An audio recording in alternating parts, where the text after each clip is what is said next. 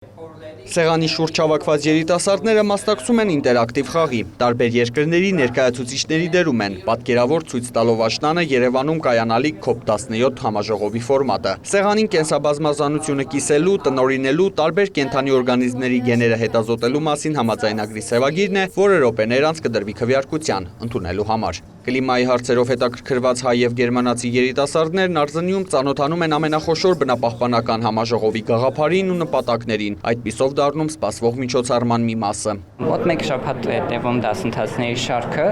հիմնականում քննարկել ենք Ռիոյի կոնվենցիաները, կլիմայական կոնվենցիան շրջանակային, ՄԱԿ-ի կոնվենցիան կենսաբազմազանության մասին եւ անապատացման դեմ պայքարի կոնվենցիան, ինչպես նաեւ քննարկում ենք թե ինչ է COP-ը, ինչպես է աշխատում, ինչպես են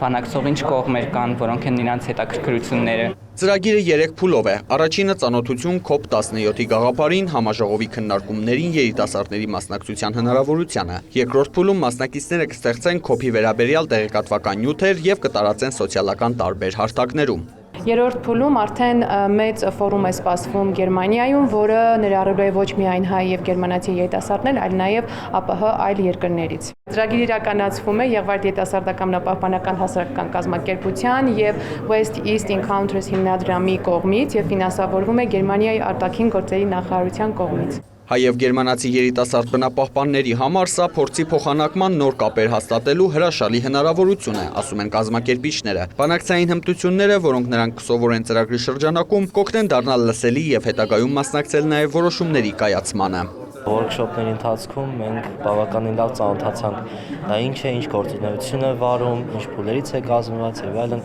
այդ ամենին ծանոթացանք այստեղ։ Հույս ունեմ, որ այս ծրագրի շրջանակներում էլ մենք միասին լուրջ ոսպես ասած ձեռքբերումներ կունենանք եւ կարողանանք նպաստել մեր երկրում բնապահպանական գործունեության զարգացմանը եւ առաջխաղացմանը։ Նախկինում մասնակցել են ոչ թե կենսաբազմազանությանը, այլ կլիմայի փոփոխությանը նվիրված COP-ին։ Այս ծրագիրը լավ հնարավորություն է պատրաստվելու Երևանյան միջոցառմանը։ Վստահ եմ իմ հայ ընկերների հետ կկարողանանք բարձրաձայնել մեր գաղափարները ի նպաստ մարդկության եւ մեր մոլորակի բարօրության։